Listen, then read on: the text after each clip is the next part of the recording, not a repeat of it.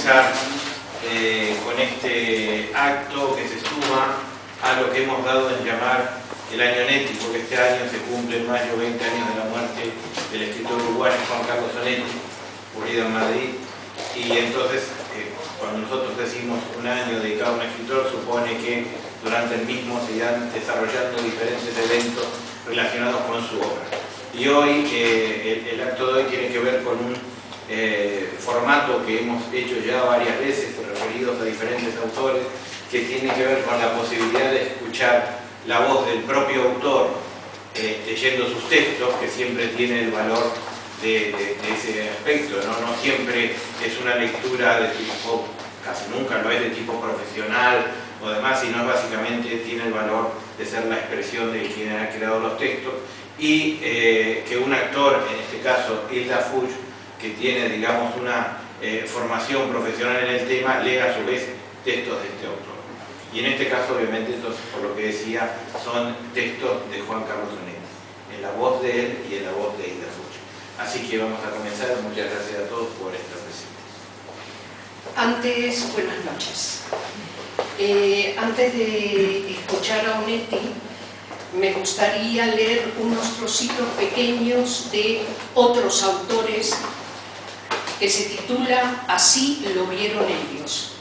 Carlos Fuentes dijo: Juan Carlos Onetti tenía la rara cualidad de ser inimitable, pero al mismo tiempo de crear escuela. A todos sus descendientes nos dio una lección de inteligencia narrativa, de construcción sabia, de inmenso amor a la imaginación literaria, de riesgo e ironía. Juan Marcé dijo: prosista singular, fulgurante, no deja nunca que ese fulgor ciegue al lector y emborre la historia, los sentimientos y las emociones, el drama de la existencia que viven sus personajes. Onetti es uno de los grandes, junto con Rulfo, Borges y García Márquez, y hoy la lengua española está de luto. Alfredo Bryce Echenique: los libros del uruguayo son dolorosos y tiernos, nocturnos y duros. Son libros sin medio ambiente, sin paisaje, sin geografía. Todo en ellos mana del alma de los personajes, de una sórdida angustia terriblemente lúcida. Los personajes de Onetti deambulan por un espacio deshabitado y sin pasado, sin historia y sin futuro. Luis Landero: Onetti ha develado verdades de la existencia humana que no habían sido nunca escritas, por lo que se le puede considerar como uno de los grandes autores de este siglo. Entresacado de varios folios que ha escrito Antonio Muñoz Molina de cómo le cambió a él la perspectiva literaria desde el momento que conoció a Onetti. Este es un resumen,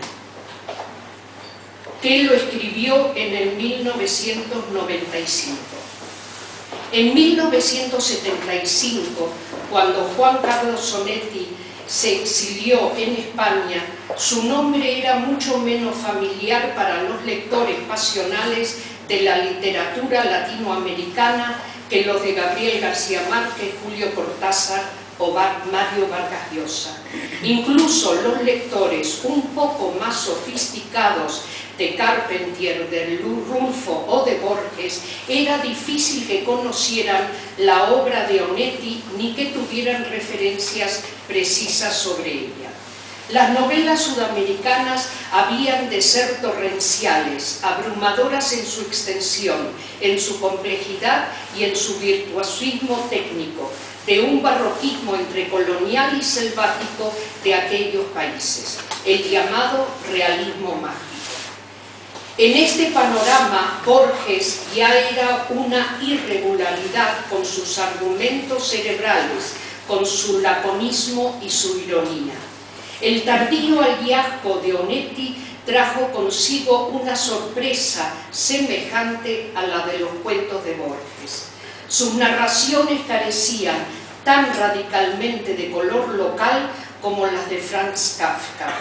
Los héroes de Onetti carecían de barroquismo, al parecer obligatorio. Los héroes de Onetti eran los más pacíficos, los más perezosos, los más inútiles del mundo. Lo único que hacían era fumar, preferiblemente echados boca arriba en la cama, fumar e inventarse cosas, contar embustes y enamorarse de mujeres perdidas y sensuales, de mujeres pintadas que bebían en los cafés o de muchachas angélicas cuya perfección y dulzura no podían ser merecidas por nadie. Al poco tiempo de llegar Onetti a Madrid, le hicieron una entrevista en televisión. Yo la vi por casualidad y no exagero si digo, al cabo de casi 20 años, que aquella entrevista fue el principio de una influencia decisiva en mi vida. Yo no había oído a nadie hablar de la literatura con la falta de énfasis, con la mezcla de pasión pudorosa y desapego no del todo ficticio con que hablaba aquel hombre de apellido italiano y voz tan demorada como sus ademanes. Frente a la rimbombancia española, aquel hombre exhibía una naturalidad un poco ausente, fatigada y cortés. Por esa época yo andaba enfermo de lo que Onetti llamó literatosis, que es una enfermedad a la que sucumben siempre los aspirantes a escritores. Uno convierte la literatura en su religión, su absolutismo y su martirio, a imaginar este oficio como una especie de sacerdocio místico o de destino. A toda esta basura romántica yo agregaba el símbolo del escritor anacoreta, disciplinado, casi oficinista, indiferente a todo lo que no sea su obra, atado a ella como a una tiranía laboral y después de una destilación desesperada y dolorosa, uno extrae unas líneas geniales. Pero aquel tipo en la televisión estaba diciendo exactamente lo contrario, que él escribía solo cuando le entraban ganas, que igual se pasaba 2 días seguidos escribiendo que 3 meses sin hacerlo, que escribía de cualquier modo, de noche, en la cama, en pequeños papelitos que luego se le extraviaban entre los cigarrillos y los libros, y que su mujer los recogía. El oficio de escritor, en sus palabras, se volvía soluble en los hechos comunes de la vida. Inmediatamente me puse a buscar algún libro de aquel hombre y desde entonces no he parado de leer a Onetti. En cosa de 20 años, esa es una de las pocas cosas que no han cambiado en mi vida, y así que uno de los pocos rasgos que me unen a quien fui y ya no soy es la lectura de Juan Carlos Onetti. Pero no cuento estas cosas por hablar de mí mismo, sino para definir a través de mi testimonio de lector la clase de atracción que ejerce su literatura o el tipo de lectura fiel y de atención apasionada que exige. Leyendo a Onetti, uno va sin darse cuenta convirtiéndose en uno cualquiera de sus personajes. Los lectores de Juan Carlos Onetti hemos aprendido que algunos sueños pueden convertirse en verdad. Cada uno de los relatos es un sueño realizado. Es hermoso, ¿eh? Muy bien, pues ahora vendrá la... Luego os leeré algunos cuentos. Es seguro que cada día estará más viejo, más lejos del tiempo que se llamaba vos, del pelo rubio colgando en la sien, la sonrisa y los lustrosos ojos, de cuando entraba silencioso en la sala, murmurando un saludo o moviendo un poco la mano cerca de la oreja, e iba a sentarse bajo la lámpara, cerca del piano, con un libro, o simplemente quieto y aparte, abstraído, mirándolo durante 1 hora sin un gesto en la cara, moviendo de vez en cuando los dedos para manejar el cigarrillo y limpiar de ceniza la solapa de sus trajes claros. Igualmente lejos, ahora que se llama Roberto y se emborracha con cualquier cosa, protegiéndose la boca con la mano sucia cuando tose, del bobo que tomaba cerveza, 2 vasos solamente, la más larga de las noches, con una pila de monedas de 10 sobre su mesa de la cantina del club para gastar en la máquina de discos. Casi siempre solo, escuchando jazz, la cara soñolienta, dichosa y pálida, moviendo apenas la cabeza para saludarme cuando yo pasaba, siguiéndome con los ojos tanto tiempo como yo me quedara, tanto tiempo como me fuera posible soportar su mirada azul, detenida incansablemente en mí, manteniendo sin esfuerzo el intenso desprecio y la burla más suave. También con algún otro muchacho los sábados, alguno tan rabiosamente joven como él, con quien conversaba de zorros, trompas y coros y de la infinita ciudad que vos construirías sobre la costa cuando fuera arquitecto. Se interrumpía al verme pasar para hacerme el breve saludo y no sacar ya los ojos de mi cara, rebalando palabras apagadas y sonrisas por una punta de la boca hacia el compañero, que terminaba siempre por mirarme y duplicar en silencio el desprecio y la burla. A veces me sentía fuerte y trataba de mirarlo. Apoyaba la cara de una mano y fumaba encima de mi copa mirándolo sin pestañear, sin apartar la atención de mi rostro, que debía sostenerse frío, un poco melancólico. En aquel tiempo Bob era muy parecido a Inés. Podía ver algo de ella en su cara a través del salón del club y acaso alguna noche lo haya mirado como la miraba a ella. Pero casi siempre prefería mirar los ojos de Bob y me sentaba de espaldas a él y miraba las bocas de los que hablaban en mi mesa, a veces callado y triste para que él supiera que había en mí algo más que aquello por lo que me había juzgado, algo próximo a él. A veces me ayudaba con unas copas y pensaba, querido Bob, anda a contárselo a tu hermanita, mientras acariciaba las manos de las muchachas sentadas a mi mesa o estiraba una teoría cínica sobre cualquier cosa para que ellas rieran y Bob lo oyera. Pero ni la actitud ni la mirada de Bob mostraba ninguna alteración en aquel tiempo, hiciera yo lo que hiciera. Solo recuerdo esto como una prueba de que él anotaba mis comedias en la cantina. Una noche, en su casa, estaba esperando a Inés en la sala junto al piano cuando entró él. Tenía un impermeable cerrado hasta el cuello, las manos en los bolsillos. Me saludó moviendo la cabeza, miró alrededor enseguida y avanzó en la habitación como si me hubiera suprimido con una rápida cabezada. Lo vi moverse dando vueltas junto a la mesa, sobre la alfombra, andando sobre ella con sus amarillos zapatos de bobo.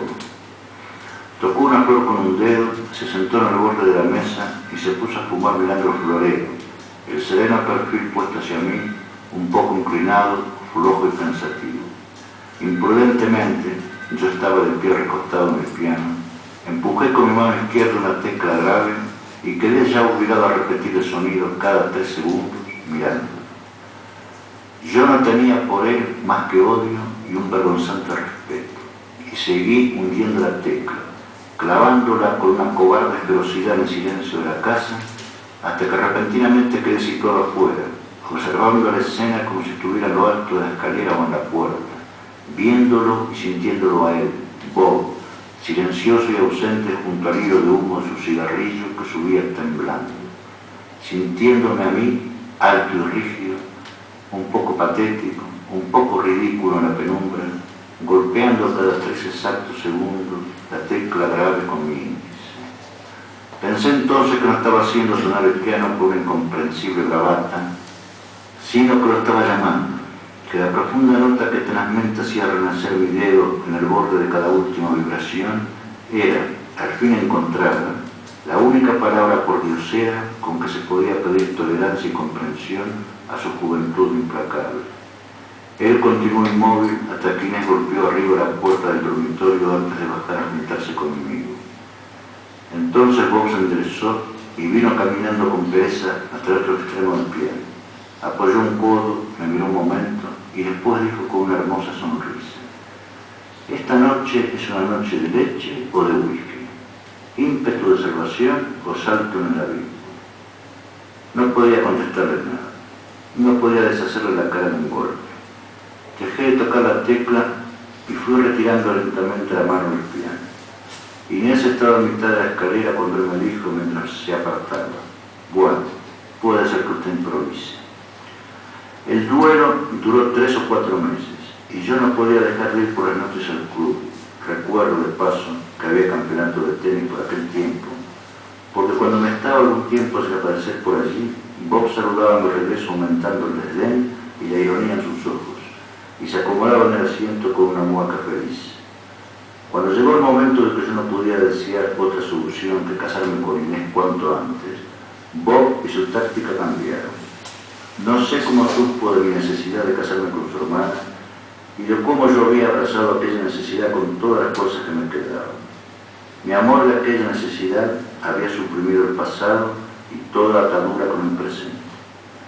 No reparaba entonces en Bob, pero poco tiempo después hubo de recordar cómo había cambiado en aquella época, y alguna vez quedé inmóvil, de pie en una esquina, insultándolo entre dientes, comprendiendo que entonces su cara había dejado de ser burlona, y me enfrentaba con seriedad y un intenso cálculo, como se mira un peligro o una tarea compleja, como se trata de valorar el obstáculo y medirlo con las fuerzas de uno. Pero yo no le daba ya importancia, y hasta llegué a pensar que en su cara inmóvil y fija estaba naciendo la comprensión por lo fundamental mío, por un viejo pasado de limpieza que la dorada necesidad de casarme con Inés extraía de abajo de años y sucesos para acercarme a él. Después vi que estaba esperando la noche, pero lo vi recién cuando aquella noche llegó Bob y vino a sentarse a la mesa donde yo estaba solo y despidió al mozo con una seña. Esperé un rato mirando. Era tan parecido a ella cuando movía las cejas y la punta de la nariz como a Inés se la aplastaba un poco cuando conversaba.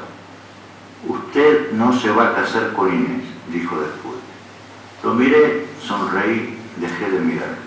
No se va a casar con ella, porque una cosa sí se puede evitar, si hay alguien de veras resuelto que no se haga. Volví a reír. Hace unos años le dije, eso me hubiera dado muchas ganas de casarme con Inés. Ahora no agrega ni saca, pero puedo ver, si quiere explicarme. Enderezó la cabeza y continuó mirándome en silencio. ¿Acaso tuviera prontas las frases y esperaba que yo completara la mía para decirles? Si quiere explicarme por qué no quiere que yo me case con ella, pregunté lentamente, me recosté en la pared. Vi enseguida que yo no había sospechado nunca cuánto y con cuánta resolución me odiaba. Tenía la cara pálida, con una sonrisa sujeta y apretada con labios y dientes. Habría que dividirlo por capítulos, dijo. No terminaría en la noche. Pero se puede decir en 2 o 3 palabras. Usted no se va a casar con ella porque usted es viejo y ella es joven. No sé si usted tiene 30 o 40 años, no importa. Pero usted es un hombre hecho, es decir, deshecho, como todos los hombres a su edad cuando no son extraordinarios. Chupó el cigarrillo apagado, miró hacia la calle y volvió a mirarme. Mi cabeza estaba apoyada contra la pared y seguía esperando. Claro que usted tiene motivos para creer en lo extraordinario suyo, creer que ha salvado muchas cosas del naufragio, pero no es cierto. Me puse a fumar de respiradera, me molestaba, pero no le creí. Me provocaba un tibio odio, pero yo estaba seguro de que nada me haría dudar de mí mismo después de haber conocido la necesidad de casarme con Inés. No, estábamos en la misma mesa y yo era tan limpio y tan joven como él. Usted puede equivocarse, le dije. Si usted quiere nombrar algo de lo que hay deshecho en mí. No, dijo rápidamente, no soy tan niño, no entro en ese juego. Usted es egoísta, es sensual de una sucia manera, está atado a cosas miserables y son las cosas las que lo arrastran. No va a ninguna parte, no lo desea realmente. Es eso nada más. Usted es viejo y ella joven. Ni siquiera debo pensar en ella frente a usted. Y usted pretende, tampoco entonces podría yo romperle la cara, así que resolví prescindir de él. Fui al aparato de música, marqué cualquier cosa y puse una moneda. Volví despacio al asiento y escuché. La música era poco fuerte. Alguien cantaba dulcemente al interior de grandes pausas. A mi lado Bob estaba diciendo que ni siquiera él, alguien como él, era digno de mirar a Inés en los ojos. Pobre chico, pensé con admiración. Estuvo diciendo que en aquello que él llamaba vejez, lo más repugnante, lo que determinaba la descomposición, o acaso lo que era símbolo de descomposición, era pensar por conceptos, englobar a las mujeres en la palabra mujer, empujarlas sin cuidado para que pudieran amoldarse el concepto hecho por una pobre experiencia. Pero, decía también, tampoco la palabra experiencia era exacta. No había ya experiencias, nada más que costumbres o repeticiones, nombres marchitos para ir poniendo las cosas y, un poco, crearlas. Más o menos eso estuvo diciendo. Y yo pensaba suavemente si él caería muerto o encontraría la manera de matarme allí mismo y enseguida, si yo le contara las imágenes que me removían en mí, al decir que ni siquiera él merecía tocar a Inés con la punta de un dedo, el pobre chico, o besar el extremo de sus vestidos, la huella de sus pasos, o cosas así. Después de una pausa, la música había terminado y el aparato apagó las luces, aumentando el silencio. Bob dijo, nada más, y se fue con el andar de siempre, seguro, y rápido y lento. Si aquella noche el rostro de Inés se me mostró en las facciones de Bob, si en algún momento fraternal parecido pudo aprovechar la trampa de un gesto para darme a Inés por Bob, fue aquella entonces la última vez que vi a la muchacha. Es cierto que volví a estar con ella 2 noches después en la entrevista habitual y un mediodía en un encuentro impuesto por mi desesperación, inútil, sabiendo de antemano que todo recurso de palabra y presencia sería inútil, que todos mis machacantes ruegos morirían de manera asombrosa, como si no hubieran sido nunca disueltos en el enorme aire azul de la plaza, bajo el follaje verde apacible en mitad de la buena estación. Las pequeñas y rápidas partes del rostro de Inés que me había mostrado aquella noche Bob, aunque dirigidas contra mí, unidas en la agresión, participaban del entusiasmo y el candor de la muchacha. Pero ¿cómo hablar a Inés? ¿Cómo tocarla? Convencerla a través de la repentina mujer apática de las 2 últimas entrevistas. ¿Cómo reconocerla o siquiera evocarla, mirando a la mujer de largo cuerpo rígido en el sillón de su casa y el banco de la plaza, de una igual rigidez resuelta y mantenida en las 2 distintas horas y los 2 parajes? La mujer de cuello tenso, los ojos hacia adelante, la boca muerta, las manos plantadas en el regazo. Yo la miraba y era no, sabía que era no, todo el aire que la estuvo rodeando. Nunca supe cuál fue la anécdota elegida por vos para aquello. En todo caso, estoy seguro de que no mintió, de que entonces nada, ni Inés, podrían hacerlo mentir. No vi más a Inés, ni tampoco a su forma vacía y endurecida. Supe que se casó y que no vive ya en Buenos Aires. Por entonces, en medio del odio y el sufrimiento, me gustaba imaginar a Bob imaginando mis hechos y eligiendo la cosa justa o el conjunto de cosas que fue capaz de matarme en Inés y matarla a ella para mí. Ahora, hace cerca de 1 año que veo a Bob casi diariamente, en el mismo café, rodeado de la misma gente.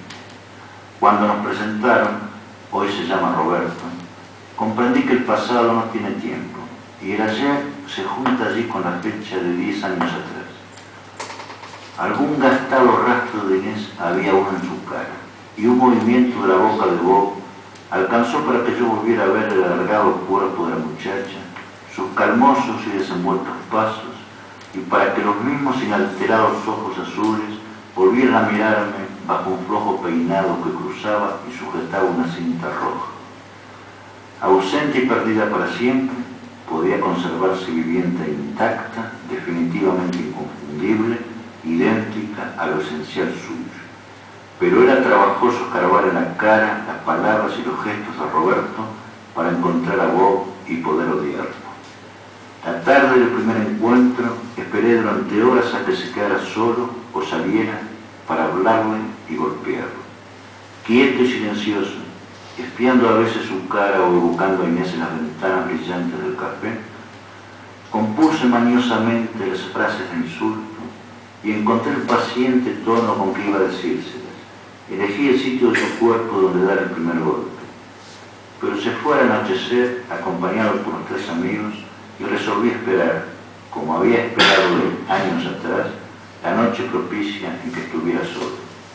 Cuando volví a verlo, cuando iniciamos esta segunda amistad que espero no terminará ya nunca, dejé de pensar en toda forma de ataque. Quedó resuelto que yo no le hablaría jamás de Inés ni del pasado, y que, en silencio, yo mantendría todo aquello viviente dentro de mí. Nada más que esto hago, casi todas las tardes, frente a Roberto y las caras familiares del café.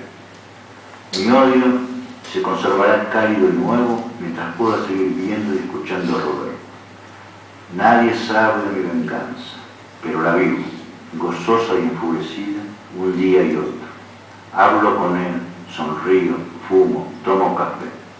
Todo el tiempo pensando en Bob, en su pureza, su fe, en la audacia de sus pasados sueños.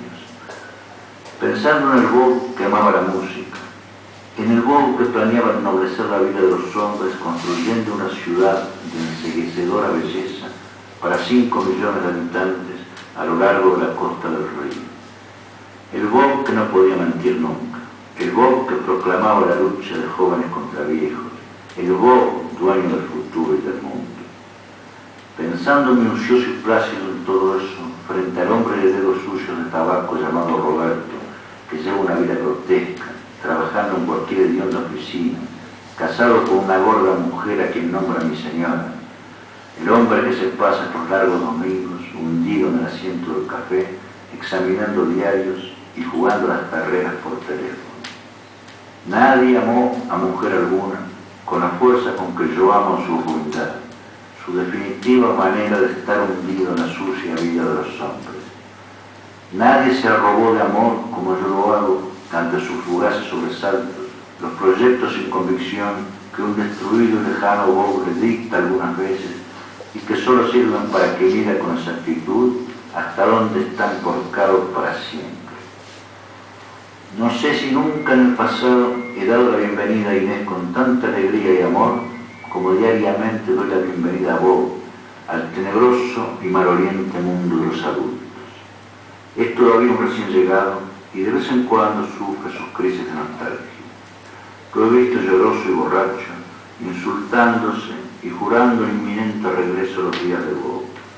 Puedo asegurar que entonces mi corazón desborda de amor y se hace sensible y cariñoso como el de una madre. En el fondo sé que no se irá nunca, porque no tiene sitio donde ir, pero me hago delicado y paciente y trato de conformarme. Como ese puñado de tierra natal, o esas fotografías de calles y monumentos, o las canciones que buscan traer consigo los inmigrantes, voy construyendo para él planes, creencias y mañanas distintos que tienen la luz y el sabor del país de juventud de donde él llegó hace un tiempo. Y él acepta. Protesta siempre para que yo redoble mis promesas, pero termina por decir que sí.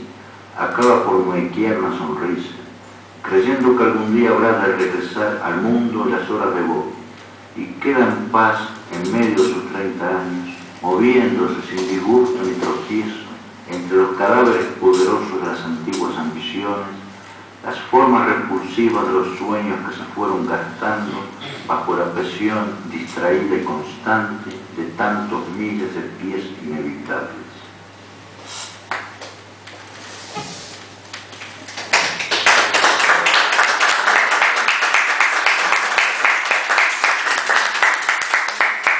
En la incompleta reconstrucción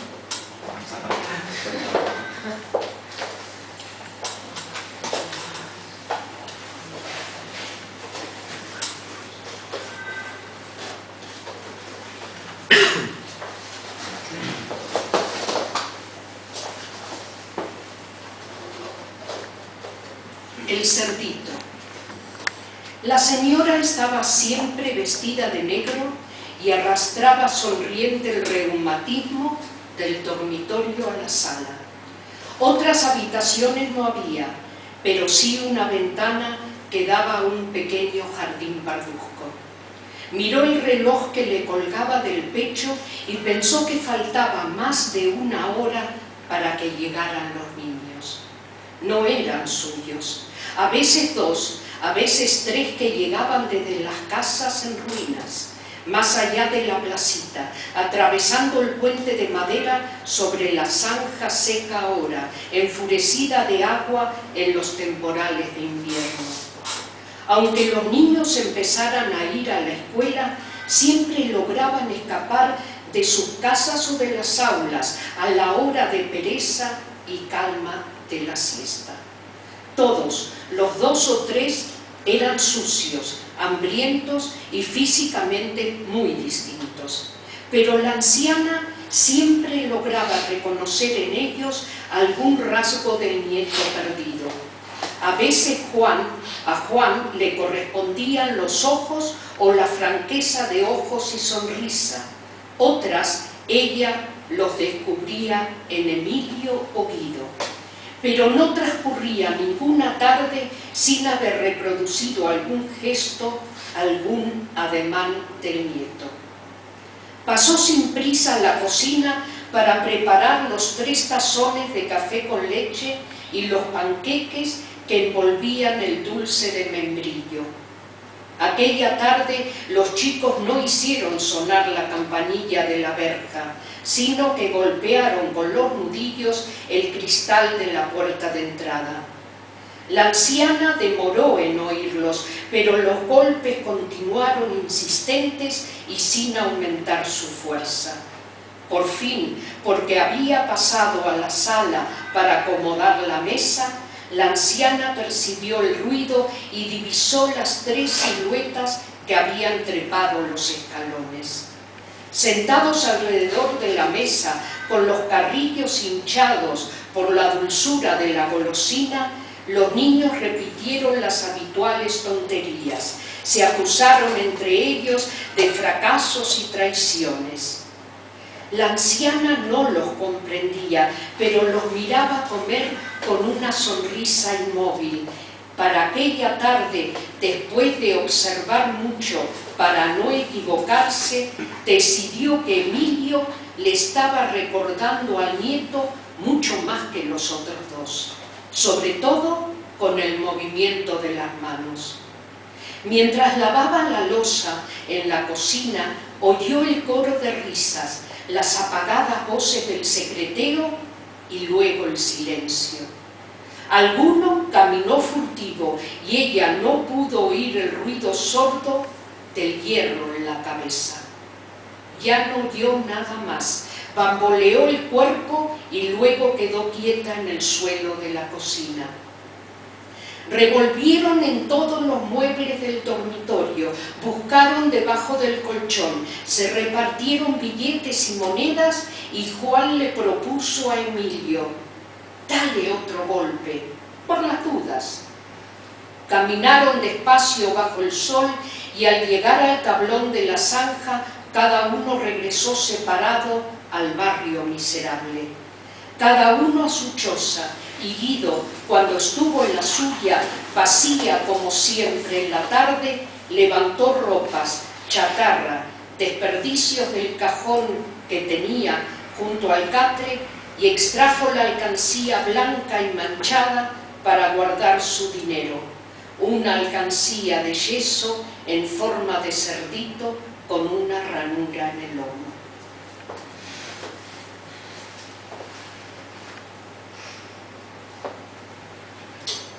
Jabón. No hizo ninguna seña para que Saad detuviera el coche. La figura estaba quieta y paciente, tal vez aburrida al borde del camino, junto a un árbol del que empezaba a surgir la primavera como pequeñas lanzas de un verde aún indeciso. Saad detuvo el coche frente al árbol y vio la gran maleta negra. Vio que la persona que le sonrió tenía una cabeza de mujer, joven, extraordinariamente hermosa, un suéter rojo que cubría el pecho sin la menor sospecha de senos, un pecho liso de varón, pantalones negros que no insinuaban el bulto del sexo, hombre, mujer, efebo, hermafrodita. Saad lo necesitó de pronto, con fuerza y jadeando. Necesitó que subiera al coche, necesitó que de aquello con miedo. Empezó a creer que lo había estado esperando desde la primera juventud y casi llegó a creer que necesitaría la presencia o cercanía de ello. El corte de pelo era masculino y no había pintura en la cara hasta el resto de sus días. Al entrar, ello dijo «gracias», y Saad pensó que la voz no había revelado nada, Era la de alguien que hubiera bebido y fumado mucho la noche anterior, hombre o mujer. ¿A dónde quiere ir?, preguntó Saad para volver la cabeza y examinar la piel de las mejillas del pasajero. Ningún rastro de barba, pero el pecho continuaba hostil y aplastado. Un poco lejos, yo le aviso, siguiendo derecho. ¿Cuáles eran sus planes? Tampoco había nuez en el cuello blanco. Eran, pensó Saad, como si ello hubiera resuelto modificar el viaje proyectado, y como si pudiera hacerlo, como si quisiera hacerlo, como si estuviera segura de imponer sin violencia sus propios planes.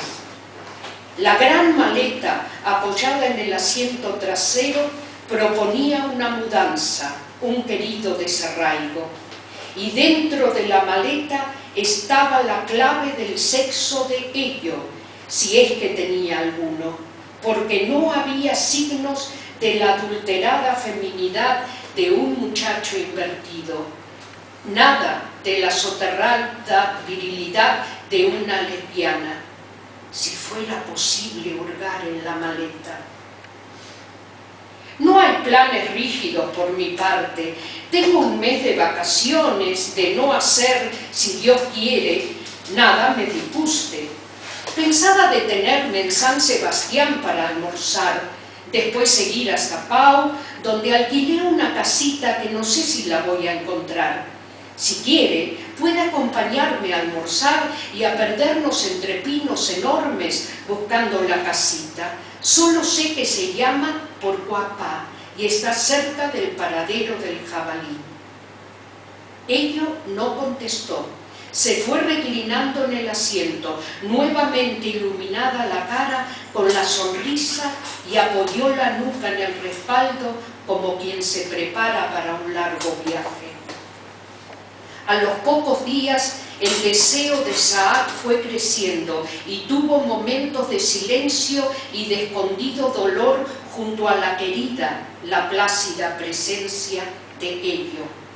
Porque aquella criatura adorada le ofrecía o apenas insinuaba su doble cara, sus dos cuerpos, y muy pronto el hombre sintió el impulso angustioso de avanzar y oprimir, indiferente a que sus imaginados brazos rodearan un cuerpo de mujer o de hombre.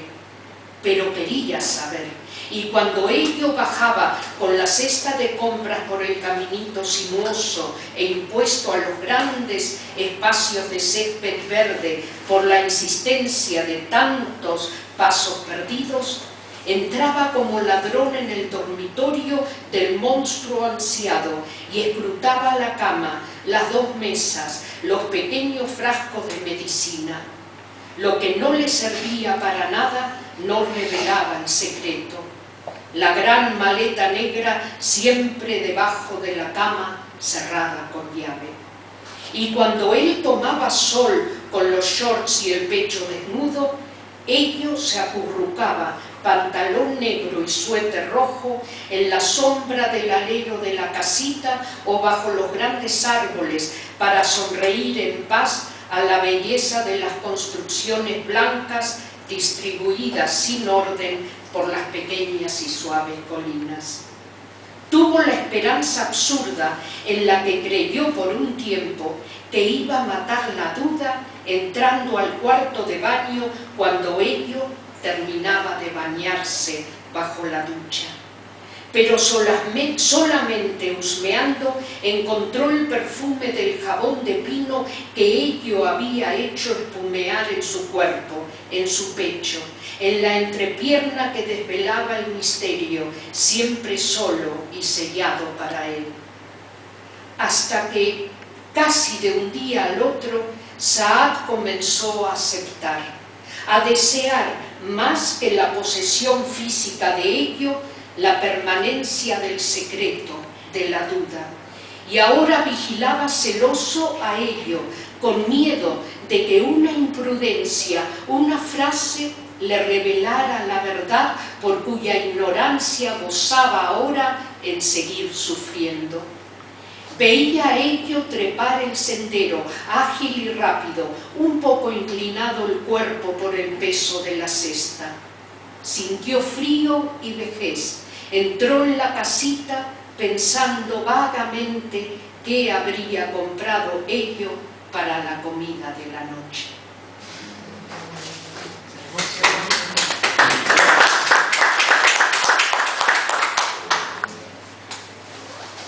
Bueno, este se titula Ella.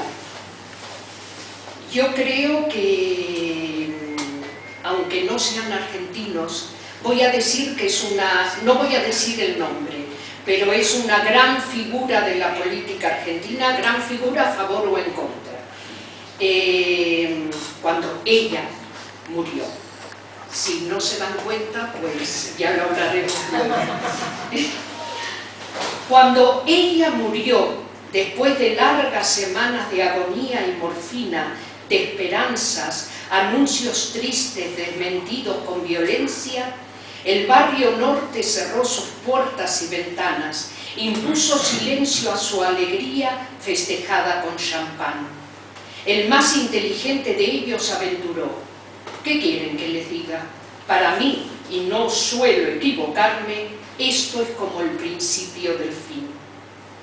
Tantas cosas, pobres millonarios, les había hecho tragar ella.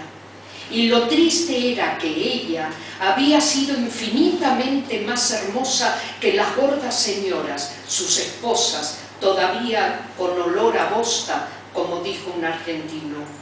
Ahora también podían tragarse las sonrisas cordiales con que habían acogido las órdenes y las humillaciones, porque todos sentían, sin más pruebas que discursos vociferados en la Plaza Mayor, que ella era, en increíble realidad, más peligrosa que las oscilaciones políticas, económicas y turbias de él, el mandatario mandante, el que a todos nos mandaba. Cuando al fin ella murió, rematando esperanzas y deseos, estábamos a fin de julio, en una fecha abundante en crueldades, en frío, viento, aguacero. De los cielos negros de nubes y noche caía una lluvia lenta, implacable, en agujas que amenazaban ser eternas. Se desinteresaban de abrigos y pieles humanas para empapar sin dilaciones huesos y tuétanos. La humedad aumentaba el mal olor de las gastadas ropas de luto improvisado, casi inmóviles, sin palabras, porque su desdicha tenía un solo culpable y éste no podía ser nombrado, aunque dueño del frío, de la lluvia, el viento y la desgracia. Según la pequeña historia, tantas veces más próxima a la verdad que las escritas y publicadas con H mayúscula, 5 médicos rodeaban la cama de la moribunda, y los 5 estaban de acuerdo en que la ciencia tiene sus límites. Y en la planta baja, impaciente, paseándose, atendiendo las preguntas telefónicas que le hacían los periodistas, amigos o dadivosos, había otro hombre, tal vez también médico, aunque esto no tenga la menor importancia. Era un catalán, embalsamador de profesión conocida y llamado por él desde hacía un mes para evitar que el cuerpo de la enferma siguiera el destino de toda carne. Y había una lucha silenciosa pero tenaz entre los 5 de arriba y el solitario de abajo, porque si éste solo creía con la distracción en la Virgen de Montserrat, los de encima estaban divididos entre la de Luján, la de La Rioja, la de las 7 Llagas, entre la de San Telmo y la del Socorro, pero coincidían en lo fundamental, en la Santa Iglesia Apostólica y Romana, y creían en los eructos dominicales de los curas. Para cumplir lo contratado con él, el embalsador catalán tenía que aplicar una primera inyección al cadáver media hora antes de ser decretado tal.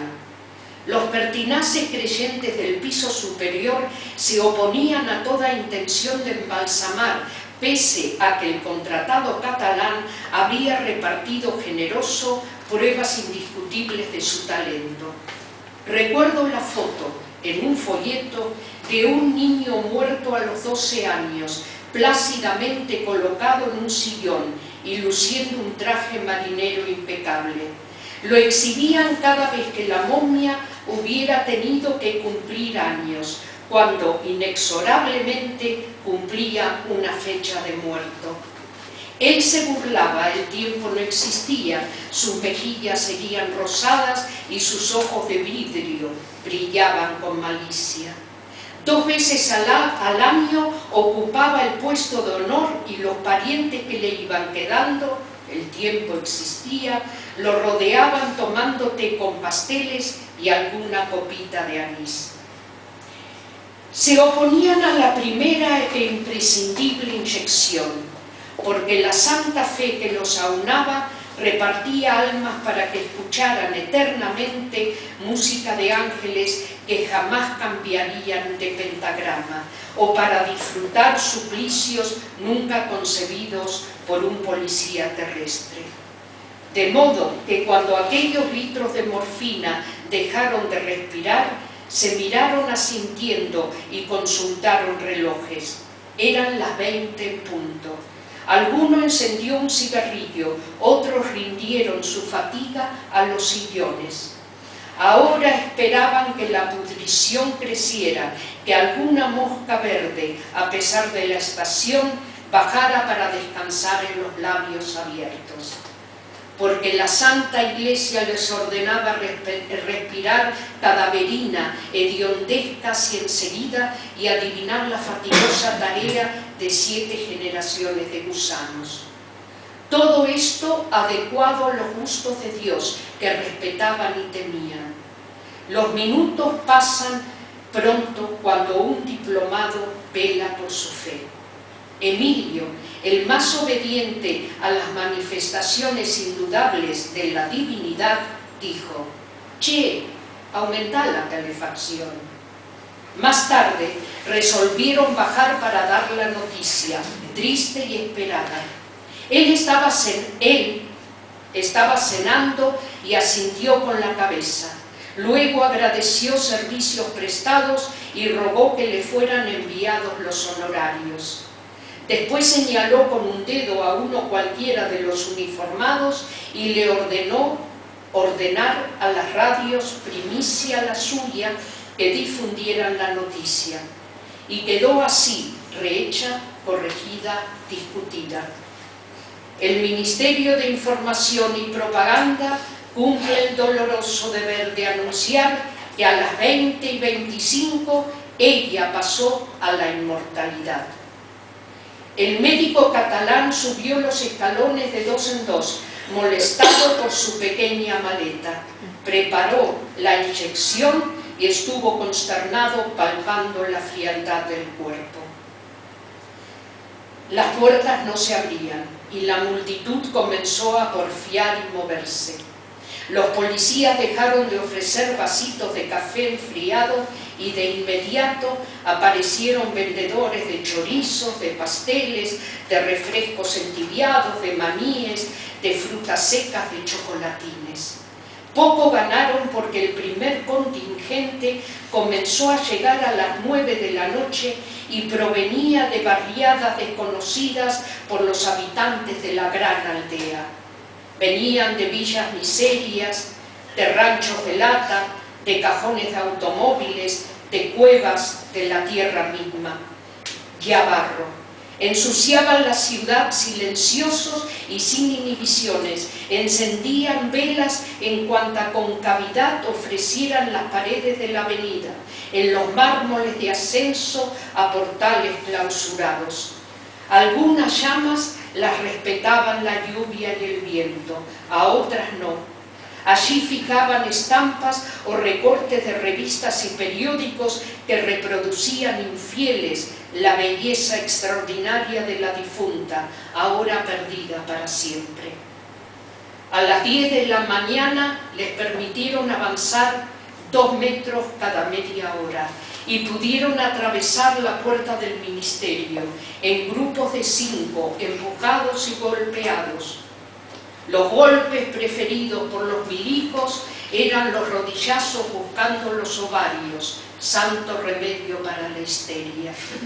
A mediodía corrió la voz de cuadra en cuadra, metros y metros de cola de lento avanzar. Tiene la frente verde, cierran para pintarla. Y fue el rumor más aceptado, porque aunque mentiroso, encajaba a la perfección para los miles y miles de necrófilos, murmurantes y enlutados.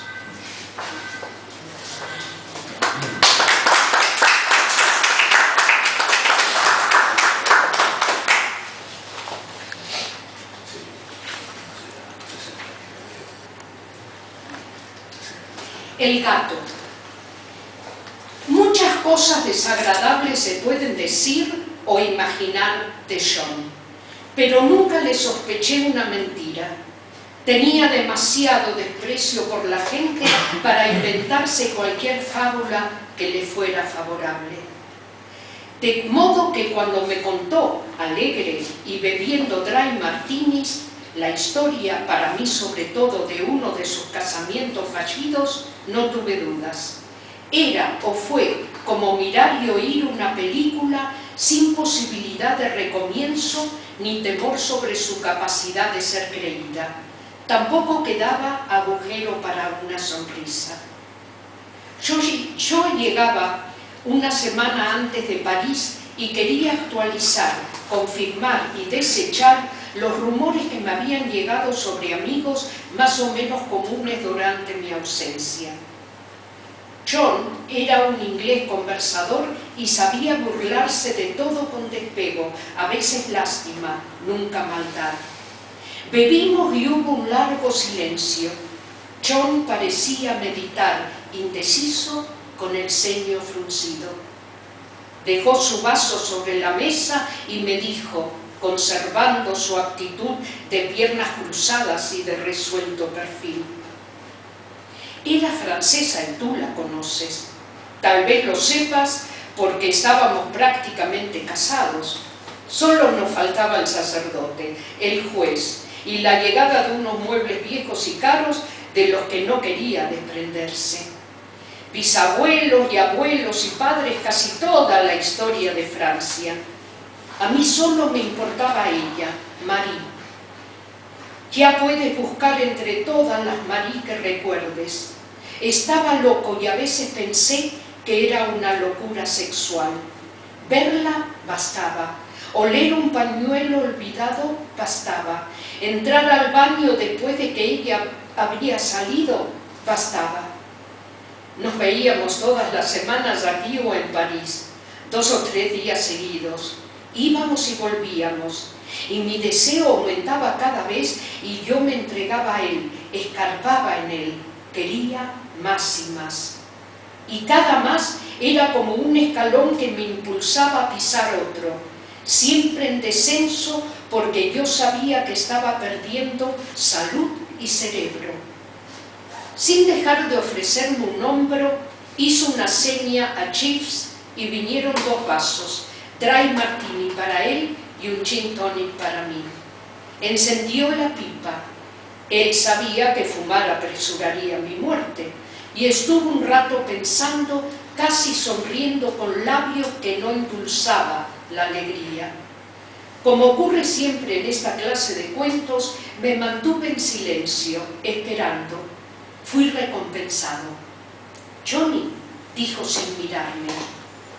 Al gato lo bauticé Edgar, y no porque fuera un gato negro, con símbolos de horror blancos en su pecho. Una noche en que Marie, como estaba planeado, llegó al aeropuerto. La recibí, tomamos cócteles con la alegría de siempre, brindamos por la felicidad matrimonial. Esto no hace reír, pero es cómico. Fuimos a cenar y luego a mi departamento. No te dije, porque no lo sé y tal vez no me importe, que la portera y semi-patrona estaba encaprichada conmigo, o simplemente me odiaba sin pausa, algo de eso. Entramos y encendí la luz.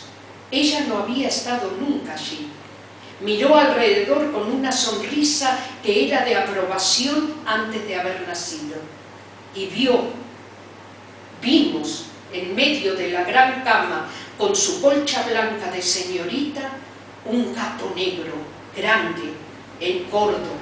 Un gato que yo veía por primera vez y que parecía acostumbrado a ronronear allí. Con las patas dobladas bajo el pecho, nos miró con ojos curiosos y volvió a cerrarlos. Hasta hoy no sé cómo pudo haber entrado. Bueno, sospecho apenas. Me adelanté para acariciarle el lomo y la garganta, y entonces ella explotó. Que echara al gato inmundo, que iba a llenar la cama de pulgas, a gritos y pateando el suelo. Yo encendí un cigarrillo y abrí la puerta. Le dije que me había hecho feliz encontrar por sorpresa que alguien nos daba la bienvenida. Ella me trató de estúpido y golpeó las manos hasta que el gato corrió hacia la puerta en la sombra del pasillo. Bueno, vamos a tomar otro vaso porque ya basta como prólogo. Lo que ocurrió es simple y para mí muy trabajoso de explicar. En aquel momento resolví que yo nunca podría casarme con aquella mujer, que era imposible vivir con ella, ser feliz con ella. No se lo dije entonces, y el resto de la noche, hasta el cansancio de la madrugada, pasaron como lo presentíamos y lo deseábamos. Bebió de un trago, encendió nuevamente la pipa y sonrió alegre y desafiante. Ahora se volvió para mirarme los ojos y dijo: lo que explica para cualquier tipo inteligente por qué desde entonces solo he tenido aventuras y me he propuesto que duren poco.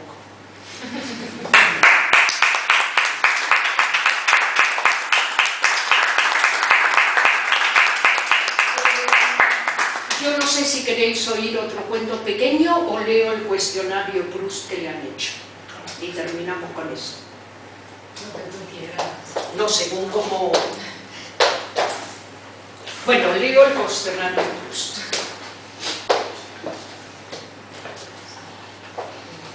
Las preguntas son: el principal rasgo de mi carácter, contesta, la pereza. La cualidad que deseo en un hombre, la bondad. La cualidad que prefiero en una mujer, la ternura. Lo que más aprecio en mis amigos, lealtad. Mi principal defecto, ninguno. Mi ocupación preferida, leer novelas policíacas. Mi sueño de dicha, whisky y una buena novela policíaca que todavía no he leído. ¿Cuál sería mi mayor desgracia? Superstición, no la nombro. ¿Qué quisiera ser yo en las condiciones presentes, pero con 20 años? ¿Dónde desearía vivir? En cualquier sitio, pero de rentas. El color que prefiero, el rojo. La flor que prefiero, la rosa amarilla. El pájaro que prefiero, el gorrión. Mis autores preferidos en prosa, la Biblia, Faulkner, Proust, Céline, Dostoyevsky, Cervantes, Hemingway. Mis poetas preferidos, Shakespeare, Walt Whitman, Neruda, Vallejo, Luis Rosales. Mis héroes de ficción, los que yo invento. Mis heroínas favoritas de ficción, las que yo invento. Mis compositores preferidos, Tchaikovsky, Prokofiev, Beethoven, Ravel, Mozart. Mis pintores predilectos, Gauguin, Van Gogh, Picasso, Goya, Paul Klee, Braque. Mis héroes de la vida real, el Che Guevara. Mis heroínas históricas, no contesta. Mis nombres favoritos, María. ¿Qué detesto más que nada? Ver sufrir sin poder hacer nada para remediarlo. ¿Qué caracteres históricos desprecio más? Los dictadores. ¿Qué hecho militar admiro más? La campaña de Napoleón en Italia. ¿Qué reforma admiro más? Ninguna evitará la muerte. ¿Qué dones naturales quisiera tener? Hacerme invisible. ¿Cómo me gustaría morir? De ninguna manera. Estado presente de mi espíritu, resignado. Hechos que me inspiran más indulgencia, todo lo que se haga por amor.